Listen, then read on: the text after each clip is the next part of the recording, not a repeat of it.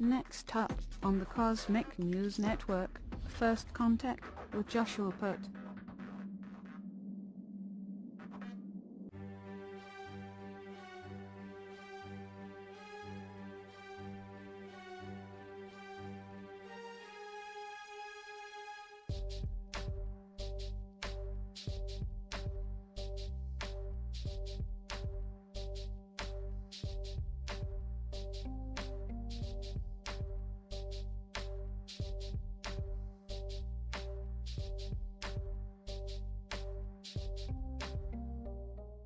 Hello, Earthlings.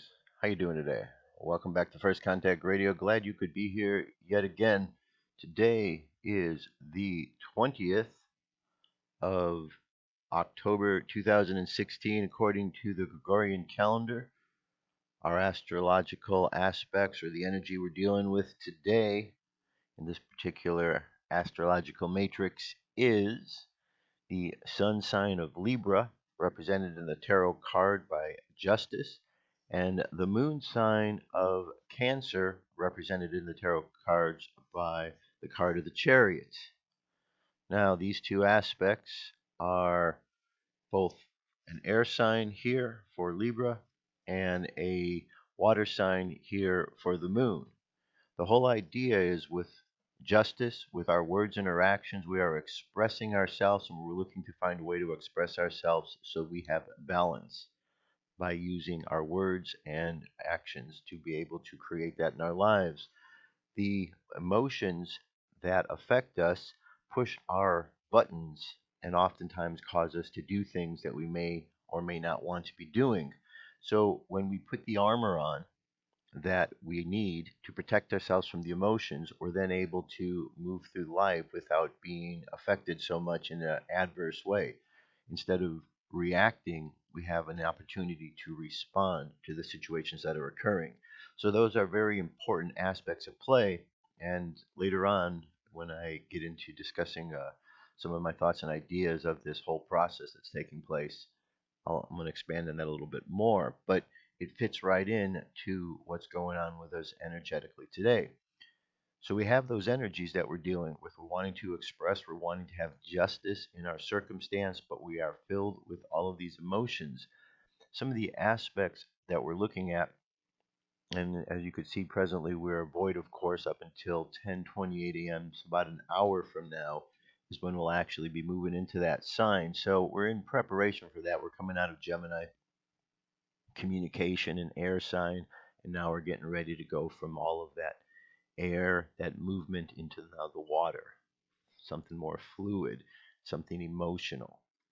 And we're going to be over there for the course of today, on in tomorrow, and into the weekend. The moon phase currently is a waning moon, means we're going back down from the full moon down to the new moon. New moon will be on October 30th coming up, and we're currently at 72.7% of the way back down to the new moon.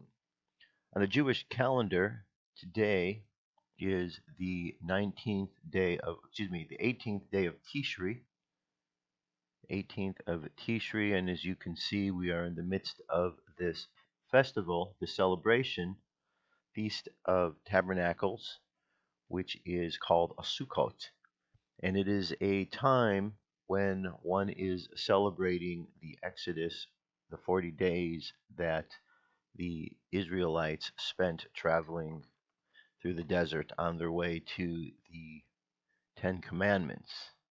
Okay, so it's the time of considering that Exodus, that journey. And so we remember that. And so that's kind of what we're on right now in life. So, what the whole purpose is of looking at this cosmic weather is to get an understanding of the energy fields that we are moving in, the energetics around us. We live in a field of energy. Our minds create the different structures and the mental challenges that we face within this field of energy. So, in order to determine what are those matrices that are set up, we need to look at the thought processes that we've put into the world over time.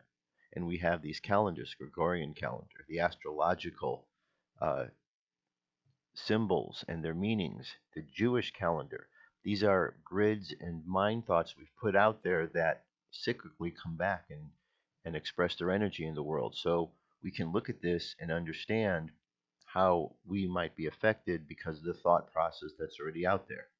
Can we change all this? Ultimately, we have the ability to adjust it, but it takes a lot of us desiring to move into a certain direction in order to change something. So, you know, right now, we just need to know what the system is we're part of first. And once we get that awareness, then we can, make steps otherwise. So here we are in this time where we are remembering the exodus.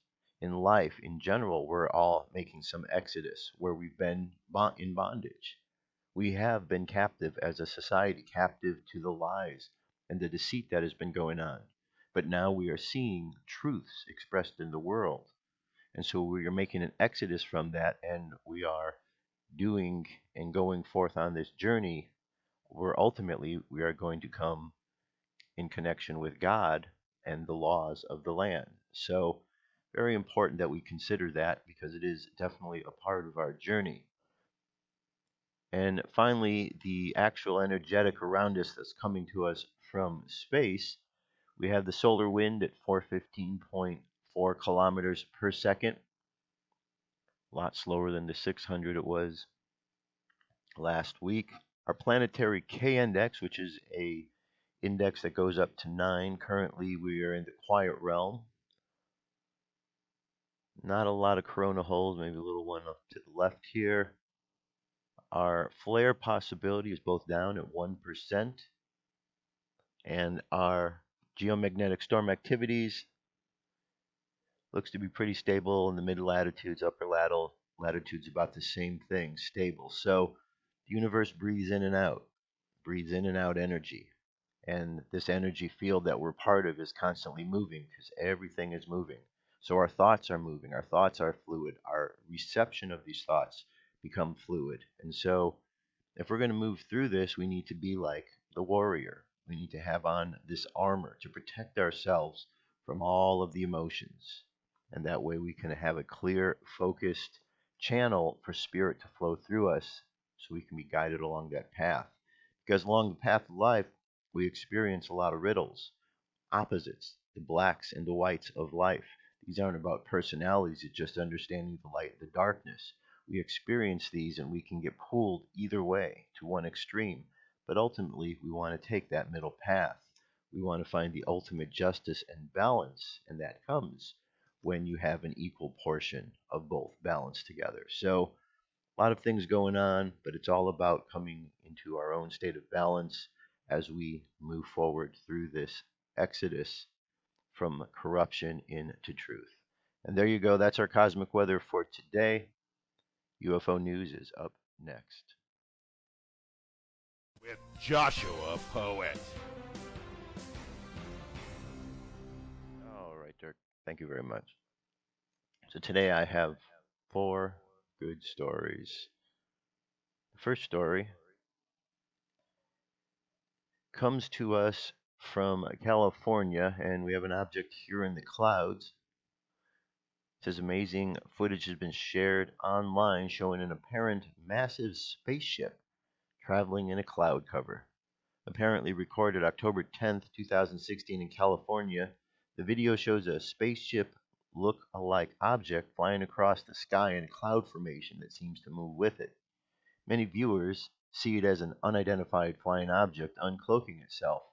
They say it looks like a flat circular plate hiding in the cloud. Some note that the UFOs are moving around the UFO,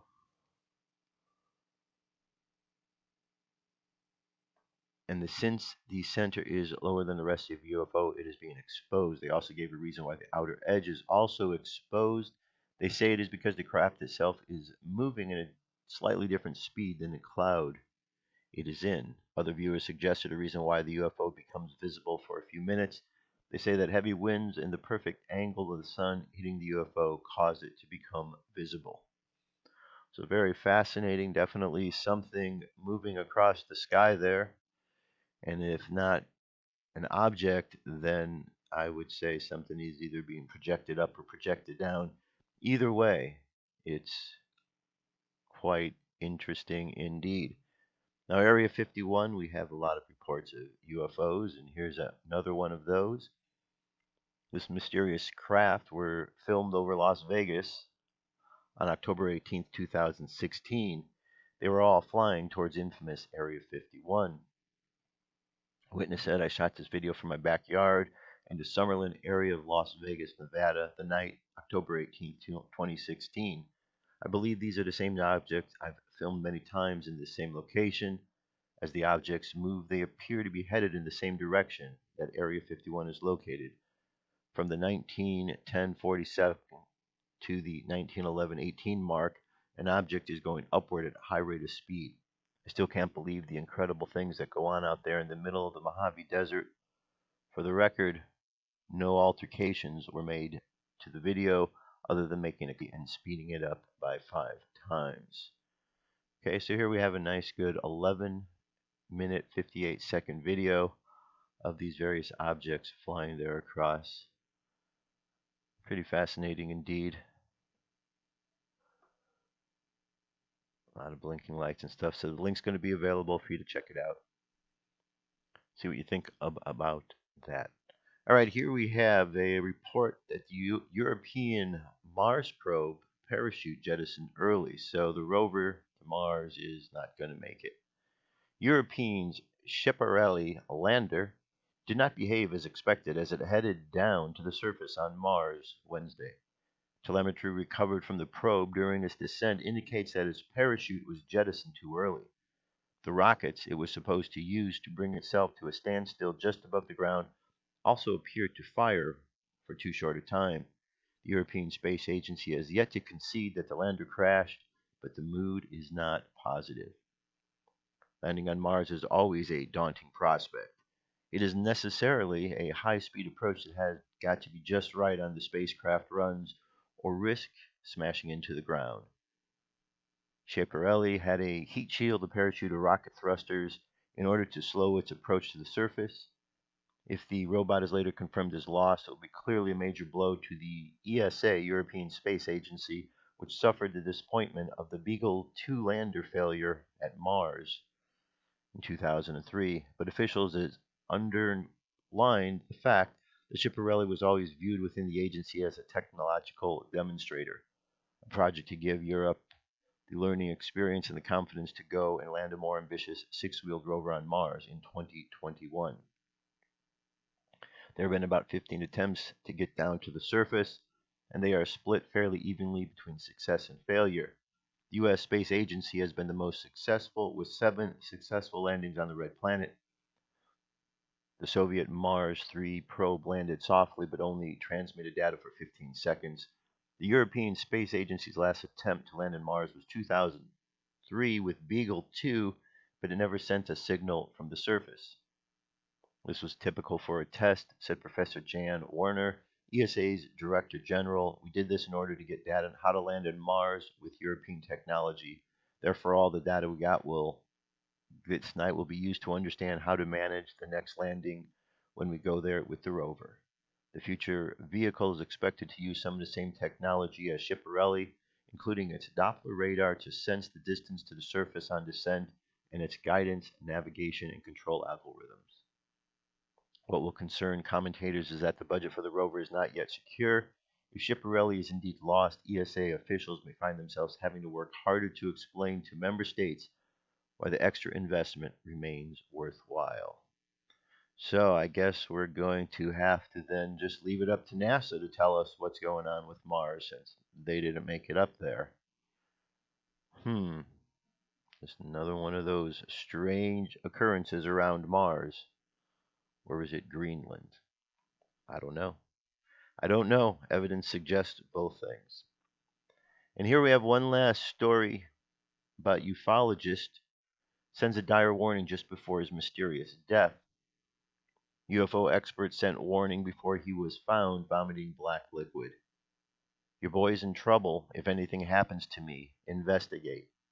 So stated ufologist and conspiracy theorist Max Spires in a text to his mother just days before his strange death in Portland. Spires was found dead on a sofa in the apartment of a woman he had only known for a short time. Officials have ruled that his death was due to natural causes, but no post-mortem exam was done on the body by Polish authorities. Spire's mother, Vanessa Bates, stated that her son had been making a name for himself, delving into various government cover-ups. She said that because of his investigations, he had some enemies, and there were some people who were out there to get him. I think Max had been digging into some dark places, and I fear that somebody wanted him dead. Spire's recent work involved digging into the backgrounds of some well-known figures in politics, business, and entertainment. His sudden passing has led to other researchers to believe that his death was orchestrated by covert agents out to put a stop to his probes. At the time of his death, Spires was only 39 years old. His mother said her son was not ill and had no physical problems. Max was a very fit man who was in good health, and yet he apparently just died suddenly on a sofa. All I have is a death certificate from the Polish authorities that it was from natural causes, but no post-mortem was done. So how can you tell that? They are also refusing to release any paperwork about it to me because absurdly I don't have his written permission. Spire's mother was able to get his remains flown down a week after his death. She had him buried in the hometown of Canterbury. She was able to arrange a post-mortem exam by pathologist in Kent, but more than 2 months after Max's death, she has still not been given the results. She believes that her son was poisoned and that there is reason to believe that the toxicology screens from the post-mortem have not been released. Officials at the Northeast Coroner's Office would not confirm anything about the investigation, stating only that they were still in the very early stages of the inquiry. Bates told reporters he, Max, has a brother Josh and a sister Becky, who are both devastated, as are his 2 boys. We all want answers to this, and I will continue to fight to get to the truth. There have been numerous strange deaths in the field of ufology, and conspiracy theorists believe that there is an ongoing plot to eliminate researchers who get too close to certain matters or figures in the shadowy world of government programs and UFO secrets. Well, it's quite disturbing, isn't it? So our thoughts and prayers go out to Max's family, and hopefully the truth of this will come to light so we'll understand exactly what happened. But it just goes to show, people are afraid out there of the truth coming out, and they're taking some really extreme measures to stop it. But we can't be afraid. We must push on. That is what this is all about. What if our government was responsible for some of the greatest crimes against this nation? Would you really want to know? These are big questions, but these questions deserve answers. It's time to demand the truth. People shouldn't be afraid of their governments. Governments should be afraid of them. 9/11 was an inside job. Kennedy was killed by the CIA. Jimmy Carter saw UFO. Answers to secrets you need to know. So wake up, wake up, wake up, wake up. Wake up, wake up, wake up. Wake up, wake up, wake up, wake up. Wake up, wake up, wake up. Okay, I am ready to carry on. So last night was the last and final debate. It was, I thought it was quite fascinating. In my opinion, I think Donald Trump won the debate. The reason I believe this is true, in my opinion, is because if you look at the 3 debates and you look at the way in which Donald approached things, he was very deliberate, and each one of the debates had a different feel to it. The first debate he went into, he allowed himself to find out what Hillary's game plan was. He laid back a little bit. And then everybody complained, why did he lay back? Well, she showed her cards in that first debate. Second debate, Donald attacked. And people were happy to see that he had attacked that because that's what his base wanted to see from him. That's what they came to understand about him. And he attacked, and it's very evident that he beat Hillary down in that debate. Now, the third debate was a different tone because I believe along the way, Donald Trump has been negotiating for the office of the presidency. This is what he said early on. He's the man who wrote the book, The Art of the Deal. So I believe he understands the process of how this works. So along the way, he said that when it gets to the end of this cycle, he is going to be boring. He's not going to be that animated guy that's out there that we saw during the primaries and early part of this election. And last night, we all saw he made a switch. People were complaining about Trump, saying that they wish he would just debate the issues and stay away from all the other stuff. And last night, that's exactly what he did. Because prior to that, what you have to do is you have to show all of the corruption, all of the bad problems that are out there. And then you flip from there to show what the solution is. And that's what Donald did, showed the solution. He stayed on point. He didn't get pulled into any traps. Made a couple comments here and there that were, maybe a little questionable to some people, but probably necessary in the big picture. And I think that he did an excellent job. And now we're going to have a lot of opportunity over the next couple of weeks to assess the situation and so on. And as I've been looking at this election process over the last several weeks and certainly months and the year, and talking to a lot of people, I've developed and built a lot of thought on the matter. So the other day I sat and I wrote something specifically rather than just speaking off the cuff as I usually like to do. I actually wrote something out and posted up as a blog today. So I want to read this. My thoughts on the election process. The election process this past year has been quite historic. The two candidates, Donald Trump and Hillary Clinton, couldn't be more different and opposed in the ways they plan to lead America. Hillary Clinton is a career politician and has been instrumental in the political process for the past 40 years. During Watergate, Chief Counsel of House Judiciary Committee Jerry Zeifman was quoted as saying that Hillary was a liar. She was unethical, dishonest. She conspired to violate the Constitution, the rules of the House, the rules of the committee, and the rules of confidentiality. And over the years, her policies and bad decisions have affected many people, many Americans, in adverse ways.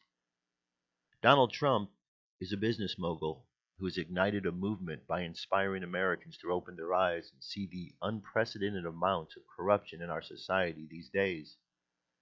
During the last 40 years, Donald Trump has been making business deals and helping to grow America.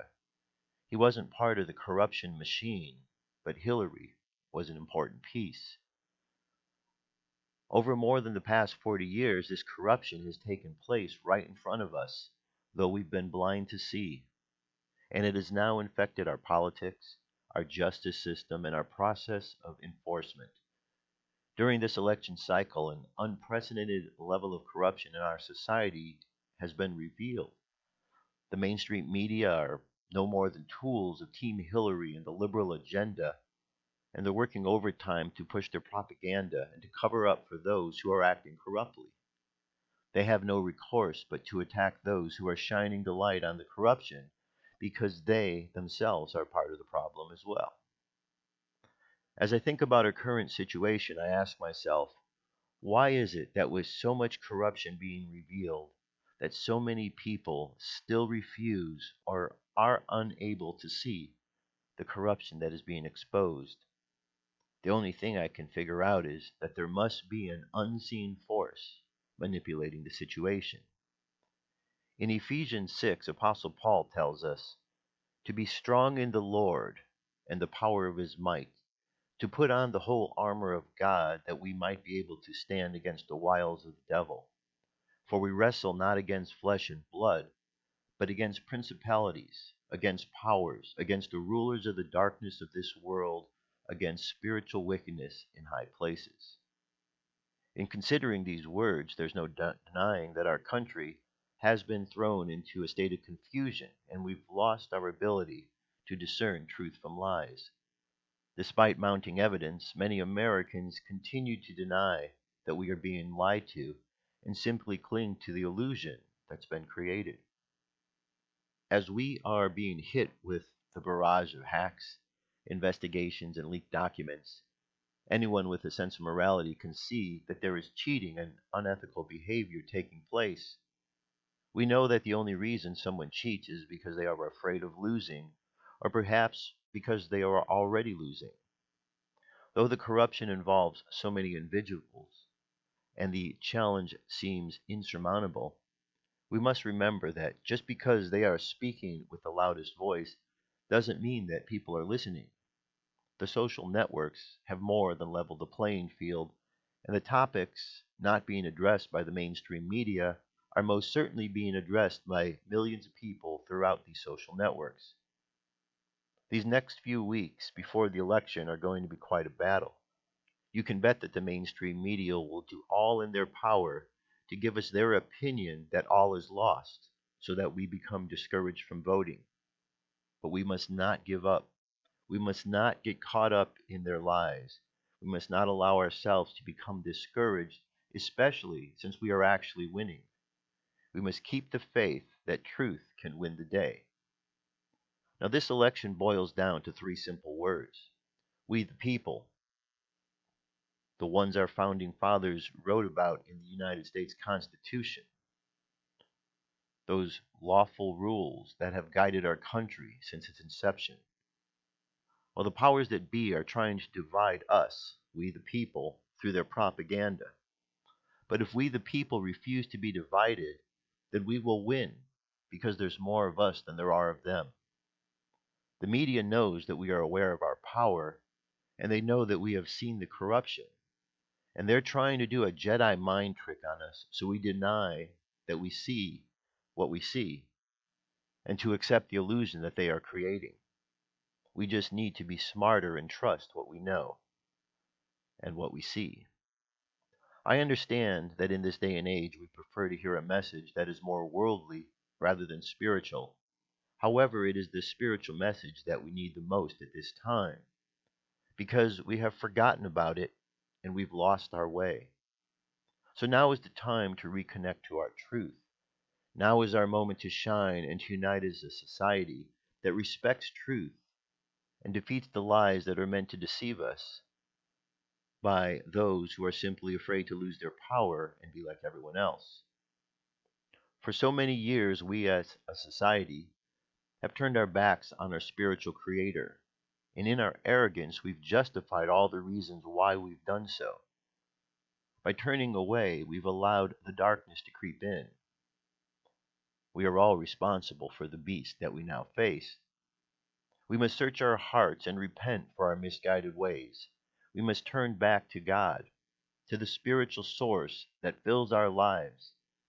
When we reconnect to this highest aspect of ourself that knows the truth, that seeks the truth and honors the truth, we shall truly defeat the beast that we have created. Only by standing against this unseen enemy affecting our lives can we defeat its archonic influence. Once again, Apostle Paul gives us the solution. Wherefore, take unto you the whole armor of God, that ye may be able to withstand in the evil day. And having done all to stand, stand therefore, having your loins girt about with truth, and having on the breastplate of righteousness, and your feet shod in the preparation of the gospel of peace. Above all, taking the shield of faith, wherewith ye shall be able to quench all the fiery darts of the wicked, and take the helmet of salvation and the sword of the Spirit, which is the word of God, praying always with all the prayer and supplication in the Spirit, and watching thereunto with all perseverance and supplication for all saints. May God bless each and every one of us as we shine the light upon the darkness that we now battle. May we have faith to know with God all things are possible, and may we trust that the trumpets of God is about to announce the victory over the abomination that is affecting our lives. And that is what I wrote. So, those are my thoughts. So, I really think that what we need to do is just stay strong, because there's a huge disinformation campaign right now. The media wants to distract us, to discourage us. All we have to do is stay the course. There's more of us than there are of them, not get caught up in their lies because we can see the lies are there. Okay? And so I brought up to kind of have some reference articles here. This is the reality of the rulers, the hypostasis of the archons, which gets into discussing the archonic influence, the dark energies. And then here is that section from Ephesians, Paul, and the armor of God, which turns and ties right into this, the chariot, wearing the armor of God. Okay? That's what we need to do. We're going through a time, there's a lot of emotions being pushed, and we don't want to just react when a button is pushed. We want to take time and respond accordingly, strategically, because we have the ability to do that. Okay? So there you go. There's my thoughts. That's what I think on all of that. Now, if we focus our mind, that's the whole key to everything. To focusing our mind so we don't get pulled in a direction that is unfocused, in a way of where somebody else wants us to think. 6 steps towards development of a super focused mind. These are 6 good points here. This is Manda Wilkes wrote this. Staying focused in a world lost in materialistic pursuits can prove to be a tough mission. Your job and personal life are taking more from you now than there are so many elusive needs that the modern man wants to fulfill. The workplace has higher expectations from us than ever in order to keep with the fast pace the millennial generation is generating through its constant search of happiness. But what we almost always forget is that all we need is hidden in ourselves, and nobody else can make us happy except ourselves. The same goes with achieving a super focused mind. There are many smartphone applications that promise us a higher capacity of being productive. However, in the end, the users will lose more time configuring these applications than taking care of the tasks themselves. The key to acquiring a transcendent focus rests in ourselves only, and we are going to see how we can uncover it. So here's 6 good points. This first one, begin your career around your passions. We go through life and we don't enjoy and really love the things we do, and that is part of our challenge. This is actually a life goal that many people have, and once achieved, you will become an accomplished man. However, we all make mistakes generated by fear or lack of patience, and not everyone sticks to the righteous path. Most importantly, as social beings, we can easily get trapped in the boxes built by society that is limiting our potential. These boxes are made of rumors, misleading information, and selfish words to tell us that we have no chance to succeed in this world. This is where most people give up and are content to just have a job. Okay? The next one is make your focus a habit. We must educate our power of focus the same way we get a diploma, by training. If we are the kind of person that is easily distracted by the world around you, becoming a focused person overnight is not going to happen.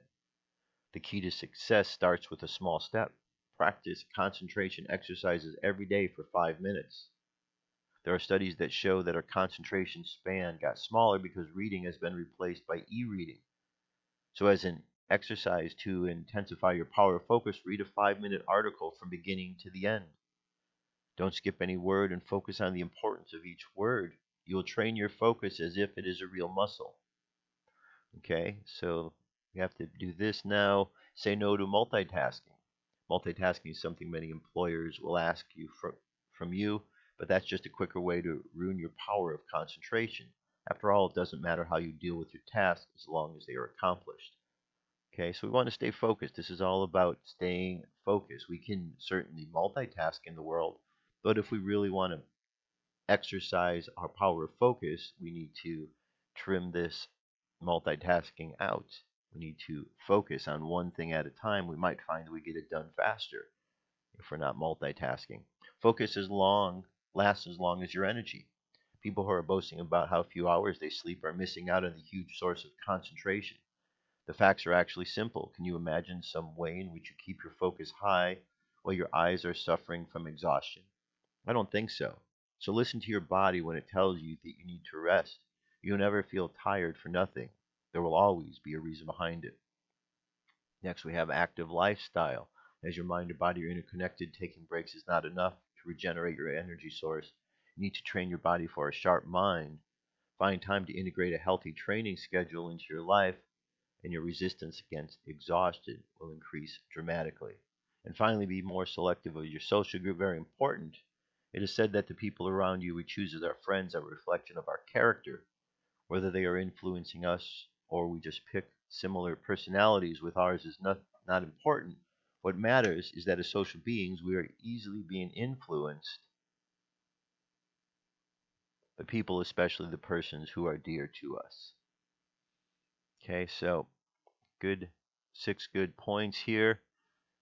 Make sure the people around us who are, be selective about them, have an active lifestyle, so we are exercising our body where we're being connected to this world, so we're not detached from it.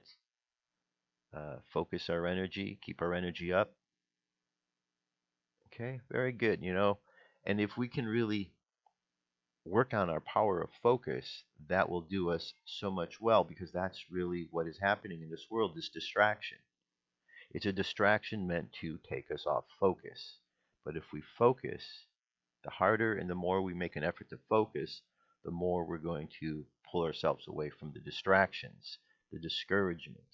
That's what the mainstream media is doing right now. That's what all of society is doing right now. Because the spiritual implication and the truth is this is a battle between light and dark, good and evil. We see corruption in the world. We now have to put our attention to moving past that and resolving that. And as a society, we are all working on this. And that's what's so interesting about this time. It's not just an average election, This has been unique. We've heard this over and over and over again throughout this entire process. But it's not just about an election. It's about our whole life existence at this point in time because everything is changing. Everything is changing in America, around the world. A lot of things are being affected. So, what's going on is a big movement. And that's where, in this movement, we are regaining our truth and we are becoming more focused. We got into all the problems we've been in because we've lost focus, because we've allowed ourselves to be discouraged, because we've believed the lies. We've let the little white lie become the big lie. And now we're having to get back to the truth. So that's what's going on. We need to focus. The more we focus, the better opportunities we're going to have to be able to move through the challenges. And ultimately, we're going to find ourselves in that place where we're really being the effective being that we can be on this earth, in this world. All right, let's close your eyes and let's take a deep breath to do our meditation for today.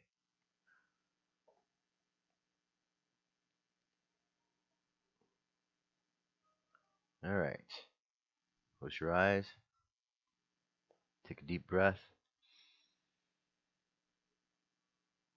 and exhale. Take another deep breath and exhale again.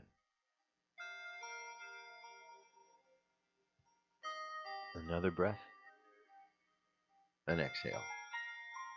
Now just imagine right now in the world all of the energies that are bouncing all over. The thoughts, the emotions, the ideas, all bouncing around in this sea of energy. This field of energy that we move in. And as we move through this, we find ourselves receiving energy that hits us. And these thoughts and ideas and emotions hit us, and we feel affected by them. And as we focus our attention on continuing to move along the path of truth, we find that the distractions move aside. We find that our ability to connect with the truth comes from our ability to connect with that higher aspect of ourselves, the aspect we find when we go in. So we imagine now, inside of ourselves, seeing and connecting with the higher aspect, our higher selves.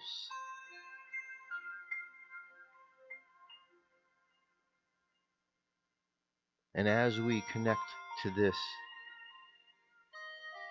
divine aspect of who we are, this God self, this angelic wisdom,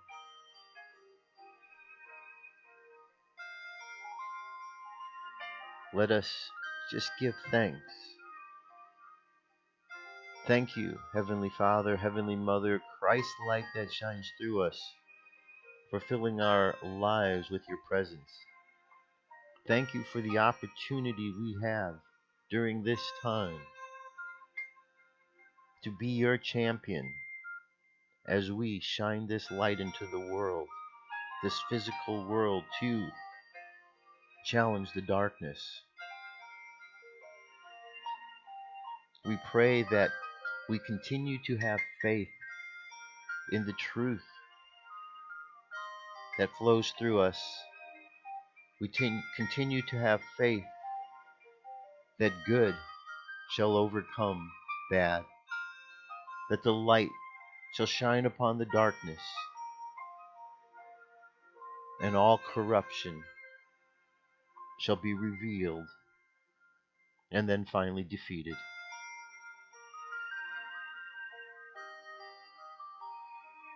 So let us imagine ourselves walking along the path, the light shining through us out into the world, and one by one, as we walk past each and every person we meet, that light shines out and dissipates the darkness. And one by one, as the darkness and the light shares from person to person, the darkness dissipates. And people open their eyes and they see. And we turn back to that ultimate source, that God source, our source of all. So let the subconscious mind continue on that journey. And let's bring the conscious mind back to the present moment on the count of three. 3 coming back to the present moment filled with confidence. 2 coming back to the present moment filled with faith. And 1 coming back to the present moment happy, healthy, and whole. Happy, healthy, and whole. That's it, my friends. Take another deep breath. Exhale. And open your eyes. All right, my friends, that is it for today. Thank you so much for being here. Thank you for hearing me out on my thoughts. The blog is available. I wrote the whole thing out. All the links from today's show are available at First Contact Radio. Keep checking my Twitter feed, First Contact Now, or the Facebook page, because I'm continually updating that with information, retweeting all kind of stuff in regards to this process that is taking place now. There's lots of challenges, but we're here for a reason. And the reason is to move through these challenges, to make things better. So all we have to do is keep shining the light, my friends. The darkness will dissipate, and we'll see that God wins in the end. We already know that. It's what's written in all the books. We're just getting to that part of the story. Keep the faith, keep the faith, keep the faith. That's it for today. I'll be back. Till then, I love you. Keep loving each other, and I'll talk to you soon.